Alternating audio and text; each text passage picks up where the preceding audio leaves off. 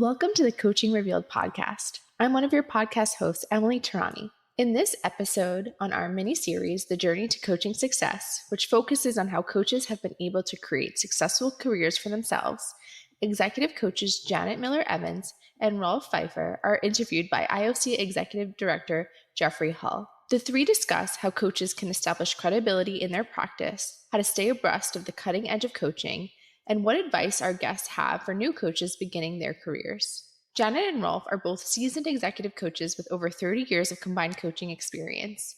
Hailing from across the globe, with Janet being based on the west coast of the United States and Rolf in Europe, we learn more about how they find credibility in the field. Janet shares that in developing credibility, authenticity has been key for her career. She lives and practices this through her company Entevos, meaning being you in Latin. Rolf shares how training, collaboration, and building partnerships has helped him establish his credibility. As Jeffrey interviews the pair of coaches, Janet and Rolf cover their journey into the coaching field, initial challenges and wins with their transitions into coaching, how they built their careers, and how they continue to decide what training, certification, or associations help them to continue to establish themselves as credible coaches. We close this episode with advice Rolf and Janet have for coaches in establishing their own credibility in the field, what has worked for them, and what they would do. Thank you for learning more about the coaching field with us at the Institute of Coaching and our podcast, Coaching Revealed. Let's get started. Well, hello, everyone, and welcome to the Institute of Coaching podcast, Coaching Revealed. And for today's podcast, I have two, what I would call very successful coaches. So I'm super excited to be in dialogue today with Rolf Pfeiffer, a European-based executive coach who's been in business very successfully for over 25 years, and Janet Miller-Evans, who is a West Coast in the US-based executive coach who's also been very successful for a number of years. Today, we're going to talk about establishing credibility, something that is a key to success along the way if you choose to enter into the coaching profession, and something that's not always easy to do in today's multifaceted, over social media saturated world. So we're going to dive into a lot of different opportunities and have my guests reflect on their own journeys to success. I want to welcome both Rolf and Janet Miller to be with us today. But let me start with you, Janet, and share maybe a little bit of your biography and just your first thoughts when you think about establishing credibility, and we'll take a deeper dive. Thank you, Jeff. I am Janet Miller-Evans, and I have been in the coaching space for over 10 years from a background in corporate America, spanning the sectors of logistics and transportation, IT, communications, as well as government. And in my experiences as a leader in these organizations, one of the things that I continued to hear and I saw that leaders always wanted to do, as well as the employees, was be themselves and be able to be authentic. So the name of my business is Entevos. Enter in Latin means be, vos in Latin means you. And I help executives, leaders, and teams be authentically themselves to reach desired collaborative results. In terms of my coaching practice, and one of the keys to success was along the way establishing practical experience that I was able to use and parlay into my coaching role. So that was the first thing, is noting practical experiences as we go and as we grow in our coaching profession. Whether you've actually worked in corporate America or in other areas, you are in your own business as a coach, and developing those experiences and being able to relate and rely on those as you gain your credibility is important. Absolutely. Yeah, I love that. I mean, clearly looking at whatever experience you're entering into the practice with, it's the starting point that you have your network, you have your connections, you have your experience, and it's how to leverage that, which becomes the real starting point for most of us. And Rolf, tell us about your humble beginnings, or were they humble? They certainly were humble. I started out in the consulting world, moving into the corporate world. And after 11 years, of which 6 as an executive, I decided that it was time to get serious about something that I had played around with for a number of years, but hadn't really become serious about it. And that was to move into executive coaching at the time. The main idea was that I wanted to be able to work with leaders in organizations who want to have an impact, more of an impact on their environment, that would be able to create more effective followership in organizations. The space that I'm now in after 18 years and change in this space of executive development is one where I guess I can blend those different types of experiences, having been a consultant, having been an executive, now being an executive coach, to bring a pretty specific blend of experiences to bear in the work I do. And I do that through a firm which is called S&P Executive Advisory Partners, where the P is for Pfeiffer and the S is for Schwarz, my main business partner. We are convinced that because we can bridge the space of getting results in organizations and working effectively as leaders and as teams, we can bring something that others can probably not bring in the same way. So we believe that that's where our credibility may be found. Absolutely. No, I think you're absolutely right. It makes all this difference how you leverage the kind of experience, whether it's corporate experience or any other kind of background. As I was listening to both of you, I realized you both have corporate backgrounds or organizational backgrounds, and you made a transition to coaching. I'd love to have you both reflect about that important inflection point when you are an executive or you're at a particular level in an organization, and then you decide you want to move on to ultimately becoming a coach. Talk a little bit about your thought process, what you went through, the challenge, the opportunity, ups and downs. What comes up for you as you think back on those early days when you made that transition? For me, making the transition was something that developed over years. But one of the things that I understood as upper middle management and leading into executive roles in organizations is when you're a leader, you're always a coach. There are opportunities for you to coach your teams and get things done through others. And that's what a coach actually does. So in terms of mentally making the transition, it was not very difficult. To go into the business of coaching is a different mindset,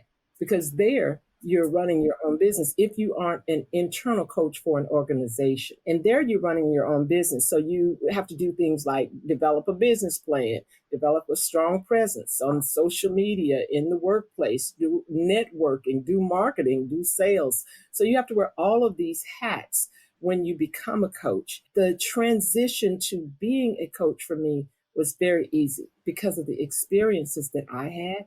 I wanted to help other leaders get through that experience of learning how to actually be a leader, a manager, a coach within their roles to have successful outcomes with teams. Because I led teams and had great success, but of course, along the way, there are many failures. And now as coaches, we are able to help those executives with those situations and become a strong thinking partner for them. So that's the beauty of what I do now and the joy that I get from coaching. So Janet, you made it sound like it's easy, but I'm just curious. You stepped right out from an internal leader as coach role into the business of doing it you're individually, or? The transition, again, is not as easy as the words that I'm saying, because again, you're building a business. So you have to be ready for the ebb and flow of businesses. You may have clients one day, you don't have clients another day. You have to put on that hat of marketing, of networking, and all of those things. And I actually had a story in that I stepped out and became a coach many years ago. Actually, in 2011, the downturn, I was laid off from IBM, and I became a coach then. However, we had two daughters who were in high school and getting ready for college. And in that downturn, if you believe it or not, my husband was with Merrill Lynch, and it imploded. So at that point, I had to go back into corporate America, which I went back into for another, I believe, 8 years, and came back into coaching.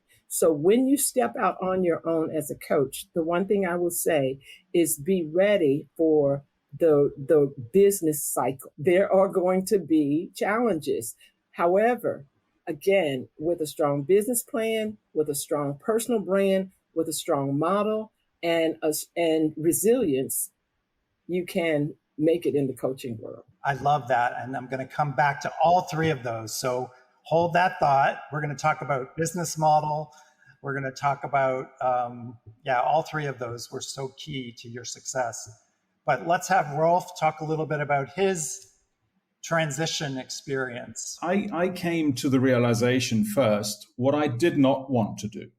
And I realized that having been a consultant and having been an executive, I had access to these two tracks. And I decided that I was not going to work as a consultant because back in the day where I worked, that would mean you jump on a plane on Monday morning, you jump on the last plane on Thursday night, and you're away for the whole week. And I decided, okay, I may like the intellectual challenge, but that's not the lifestyle I want for my family. But I wanted the challenge. And I realized that in this executive role, it didn't exist to the degree I wanted. And then came this day in 2005 when we had a management appraisal, which I had initiated to look at the first two levels of the organization and see what the potential of these people would be. And I was meant to be one of the observers in the assessment of the entire executive team. So I had to go first. They put me through the whole thing for 3 hours.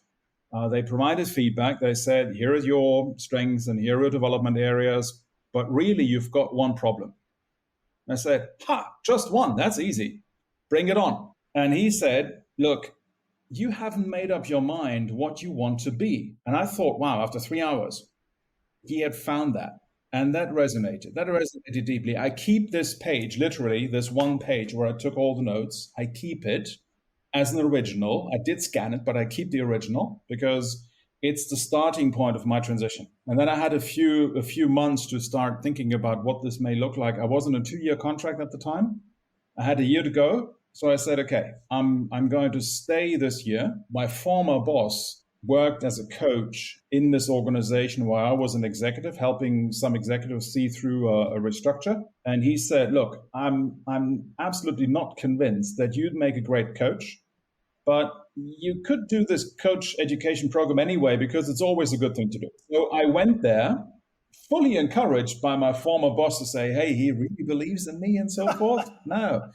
And the guy who ran the program after the first module said, look, if he doesn't want to work with you, I want to work with you because I can see how you are able to do this and how you want to do this. And that's how it all started back in 2006. The most difficult part of that transition, honestly, was I'd never really valued, like I did afterwards, what it means to have a paycheck come in at the end of each month. That is something I had to say goodbye to. And I thought, hey, this is easy. I can do this. It wasn't always easy. So to the point that Janet made, which I totally agree with, the basic thing of having a certain amount of money come in at the end of each month is so important and so valuable if you want to keep a certain lifestyle. Of course, if you're happy to live under the bridge, by all means, go ahead. But if you don't want that, maybe you want to really make sure that you've got the business plan and you've got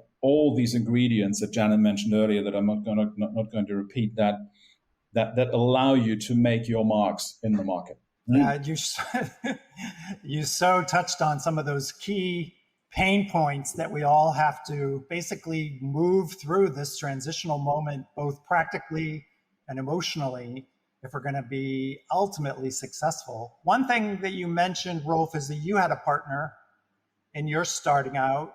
I also had a good friend who became my first business partner.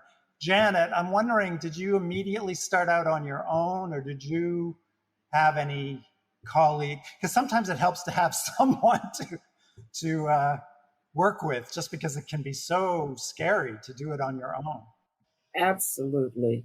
And I started out alone. One of the things I did, quickly recognizing that I needed to have some kind of revenue stream, is I did join an organization as a contract career coach. I knew that that was something that I could do and was capable of doing, but I also knew that executive leadership and team coaching was my ultimate goal. So eventually I partnered with another company. And so that speaks to, Jeff, while I didn't have a partner, I quickly developed strategic partnerships. And that helped not only with just cash flow, but as you said, when you're alone, sometimes you can get in this isolation mode. And in coaching, that really is something that you really want to avoid, because then it limits your exposure, your expansion, your skill sets. So in partnering, that enhanced that.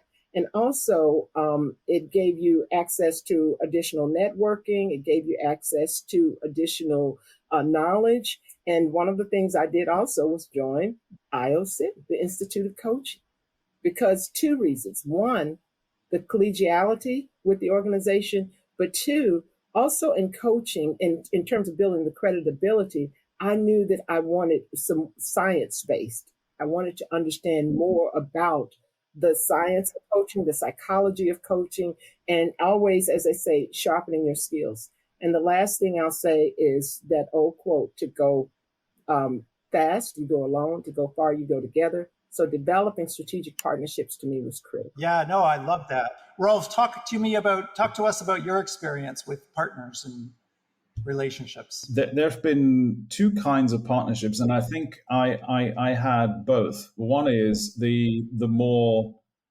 firm, solid partnership, as in two or three people joining forces, starting their own company and working together, which is what I did. So eventually we were three who started out and created a firm that eventually grew to 7 partners and a number of other people who were working with us as associates. So I had this experience, but I also had the experience of building partnerships like Janet mentioned earlier. This idea of strategic partnerships with organizations that would work with us and that would use our services either as individuals or as a firm. So the main thing that I'd say that has given me is the ability to, in a way, to fast track my learning and development. I totally echo what Janet said, this idea of if you want to go far, go together.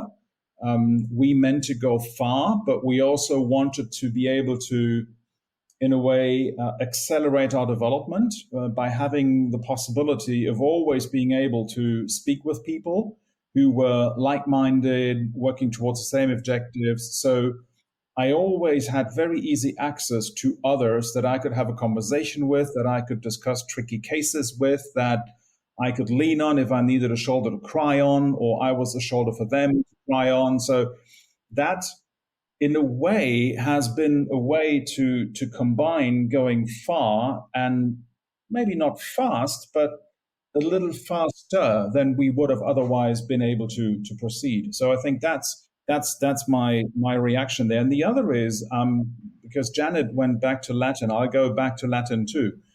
Credibility is a combination of two words. One is the Latin word for believe, and the other one is the Latin word for sort of being able to do stuff. The idea of, will others believe that I am able to bring something that they are interested in?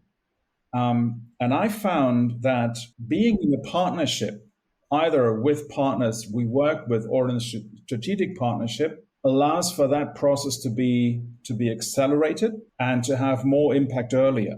So the idea of, how can I establish with others who eventually become clients that I'm good at what I claim to be good at, and they can get the results they want. And that process was accelerated by being in partnership with others. That leads me to something spin off of that, a little different direction. But that's about credibility and certifications and training as a coach. I knew what I knew from leadership, having been in major organizations and learning leadership skills and development. I knew what I knew in terms of the experience of being a part of teams and understanding what it meant to be psychologically safe and what it meant to be included. However, when we're building this credibility, there's been, I hear it a lot, the discussion, certification or no certification. In order to build your credibility, certifications can help with that. Certifications can help with categorizing and helping you understand in whatever area of coaching that you want to go to, what are the things that you need to know, the things that you need to understand, what's the background of that area. So I advocate for, if you want to be successful and creditable, finding which certifications would really be applicable and effective for you in your roles would be good. And I'm also a proponent of continuous learning and training. So finding some areas as things evolve. For instance, you mentioned AI is coming. The one thing about AI, and I've heard this before, it won't replace you in a job, but somebody who's very strong with AI skills may, in terms of coaching, because this world is moving towards AI. So I just wanted to mention that based on what Rolf said about creditability, that's where I view the certifications. And, you know, in the US, the ICF, and in Europe, the EMCC. So just looking at certifications, be it that for those organizations or for the skill development and continuous growth, I think is very important. No, I think that's good that you brought that up. And I'm curious, Rolf, your perspective. I know a lot of people ask us at the Institute of Coaching about coaching training programs and what we recommend. And although we try to be agnostic about it, there are a lot of really good programs out there. And there are also some that are a little bit more fly by night, I guess I would say. It's continuously becoming more and more important for a lot of folks to get that training, get that certification. Rolf, what's your perspective on it? Ready to advance your coaching practice? Join the Institute of Coaching and tap into the world's leading resource for coaching science and professional development. With over 4,000 members across 130 countries, the IOC offers invaluable networking opportunities with an elite global coaching community and innovative learning to broaden your knowledge and keep you at the forefront of coaching best practices.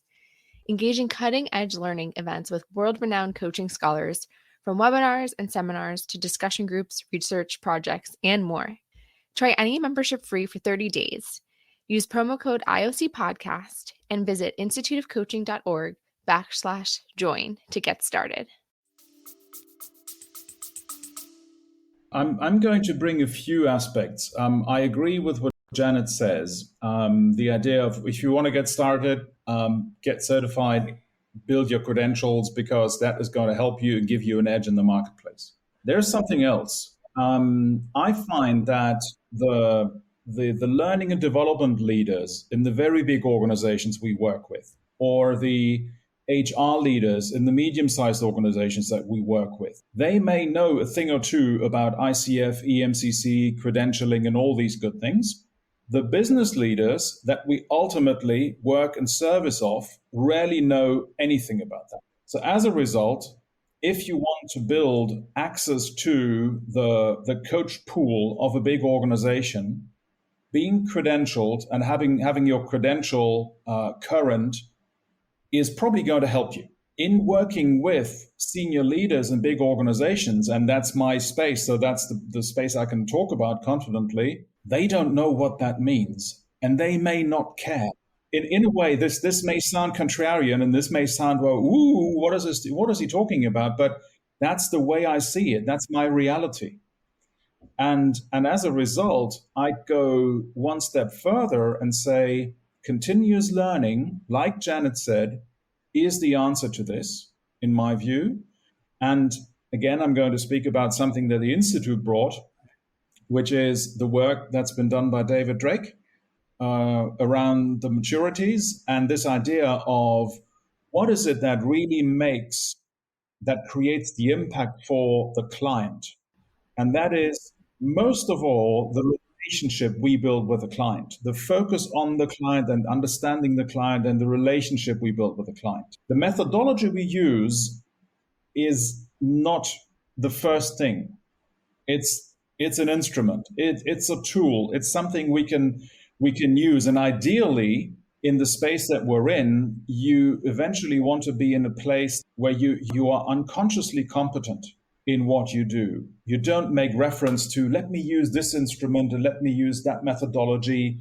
No, you may say, okay, can I ask you a question? And then you ask the question. Which methodology it comes from may not be important. The impact is important that's created. If you stick to the rules of staying ethical and do no harm and all these good things that we absolutely need to be aware of and abide by at all times. Then, after that, we have a space in which we can play and in which we can see what's going on, what do I pick up, what do I notice, and as a result, react. And I think that then helps build credibility. The last thing I'm going to say, I have heard many HR leaders and learning and development leaders in organizations that we work with say, we are only going to be interested in working with people who are at least PCC level accredited or the equivalent of the EMCC. And I asked them, well, my people that I work with are not. Are you still interested in working with them? I said, yes, of course. I said, so why? Why do you say this thing here and then act differently? And they say, you know what? The reason we say this is because we want to be able to tell people who call us, who want to work with us, who may not have established their credibility yet, to say, look, we need some kind of criterion, some kind of hard criterion to say, interested in speaking with you, not interested in speaking with you. And credentialing is that criterion. So whilst it is really important to start out to build your credibility, it is no longer as important once you've got these 10, 15, 20 years under your belt. But I say that from someone, the perspective of someone who's been around for 20 years. So that's my personal point of view. It may not apply to those who start out now. Rolf, you are absolutely correct. And that's where we want to be really clear about certifications. It is definitely something that you want to do your research. You want to make sure this is the path that you want to go in, because there are a lot of organizations out there and you can spend a lot of dollars and unnecessary time chasing certifications. So certainly be very selective, do your homework, do your due diligence. As Rolf said, senior executives, a lot of them have not even heard of certifications and won't even ask about certifications.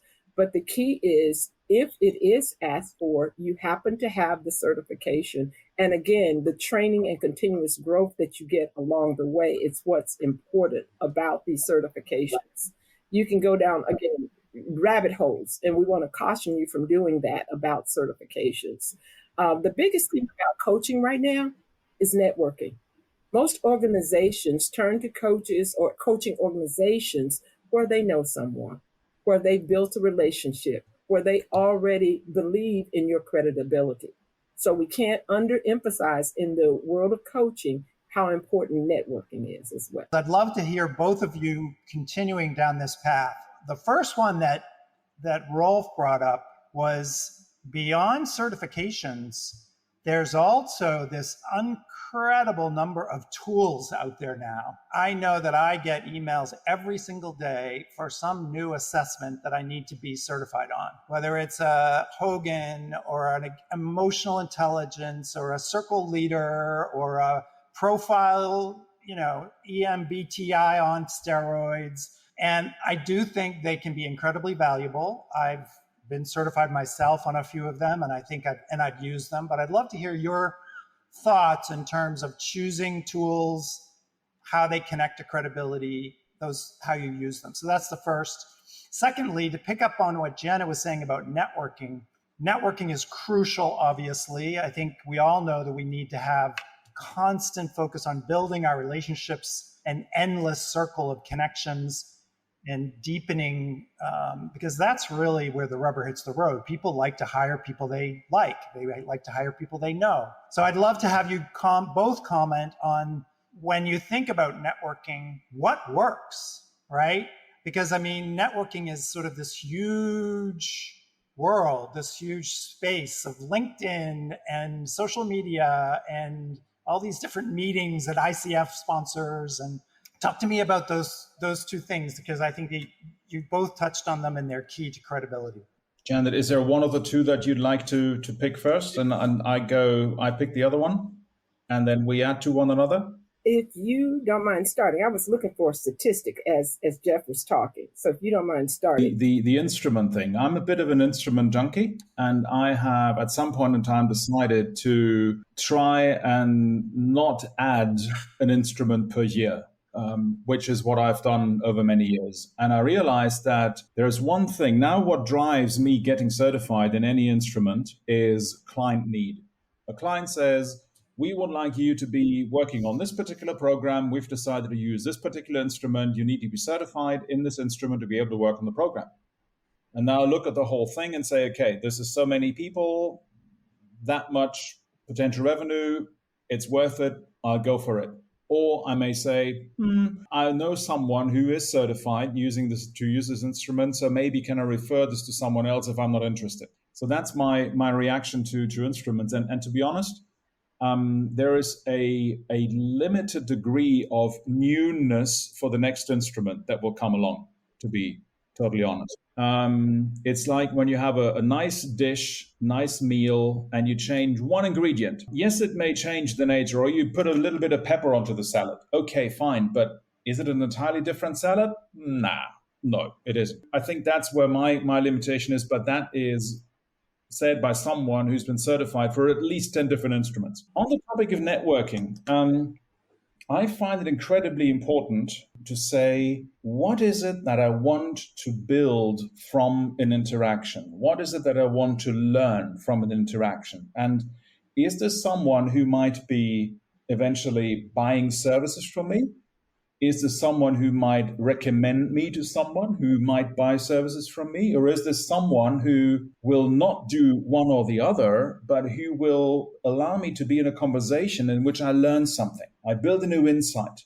I get to speak about a few things, and suddenly there's a new connection formed that said, hey, this question is something that I never really thought about. And as a result, I build a new perspective on something. And if that is the point of view that I can take when moving into a conversation, a lot of conversations can be incredibly useful and help me networking, where maybe the purpose of networking is more my own learning than the next person I want to interact with going forward. Rolf, I totally agree with what you just said, and in particular about the instruments and assessments. Again, it's so many offerings out there. What I liked what you said is you're following your client's needs and your coach's needs, and then determining if that's an assessment that you need to add to your portfolio. Because what I found in trial and error is going after these assessments, and then you have no clients. And you have no one that is interested in the tool that you have already gotten the certification. Yeah, and then you wind up trying to sell it, which is not a good thing, right? Exactly, Jeff, exactly. So I love what you said. So if someone says that here's what we need, and we need Hogan assessment or whatever, I'm not making a commercial for any of the assessments, then determine what that project is for you, what that ROI is for you, and then determine if that's a certification that you need to get or someone else needs to get. There's so many tools out there. And the point I wanted to make about credibility and success, this is something that I read last week. The International Coaching Federation, which is the world's largest nonprofit coaching association, assessed that the coaching industry was worth $4.6 billion in 2022. The number of coaches from that time has increased 54%. So when you're looking at that and you're looking at how to build your business, how do you gain credibility? This is what we're saying. You need to identify what is your differentiator, and it is personal to your own journey as a coach. So all of these things that we shared are tips to help you in developing your journey and your credibility and your success. But know that the field is getting very competitive. At some point, this is the world according to Janet, they're going to have to put some kind of standardizations there or some way to differentiate. So you find what that is for you and you build on that for your own success. Absolutely. Yeah, beautifully said. Well, I sign up to the world of Janet in the idea that there may be no huge barriers to entry into the coaching professions. There are huge barriers to survival in the coaching profession if you want to make a good living from working in that space.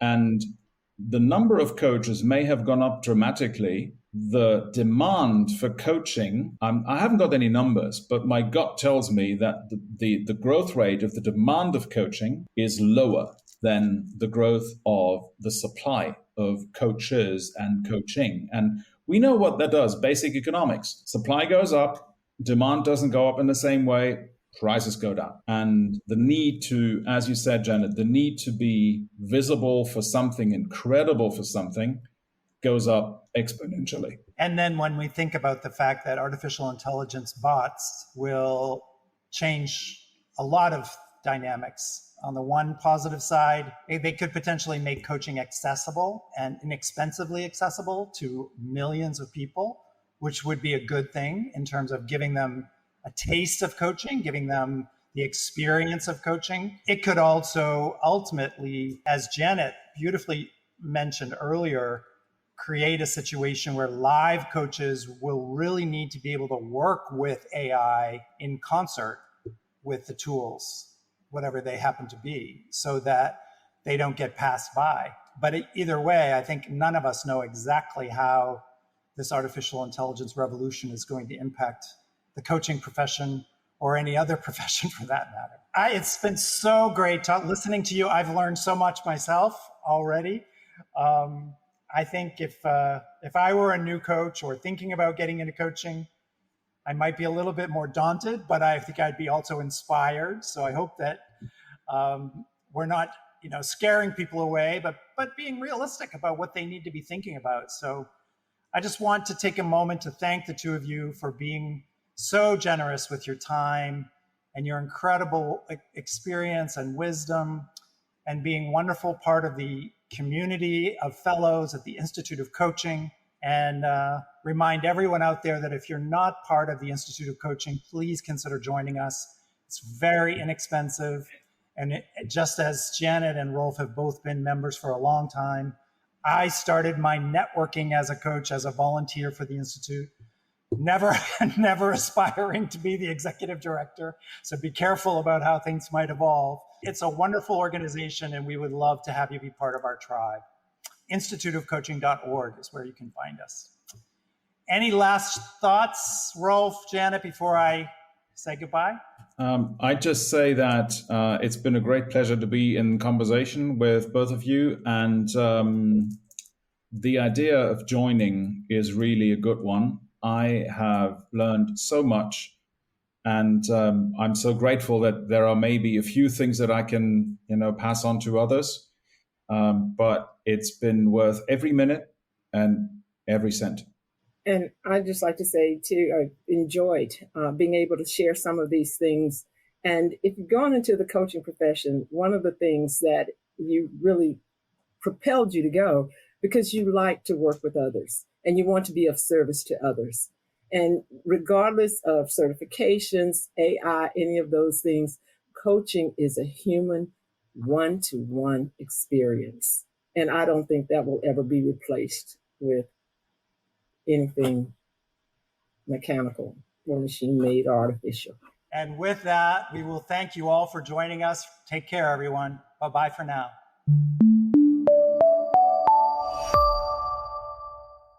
Thank you for listening to this episode of Coaching Revealed, brought to you by the Institute of Coaching. You can learn more about the Institute on our website at instituteofcoaching.org. You can stay up to date with new episodes of our podcast by liking and following Coaching Revealed. You can also find us on social media on LinkedIn, Instagram, and X with the handle Institute of Coaching. We also love hearing from our guests, so please reach out to us with thoughts you have on this episode and any questions you have about coaching. Until next time, this is Emily Tarani with Coaching Revealed.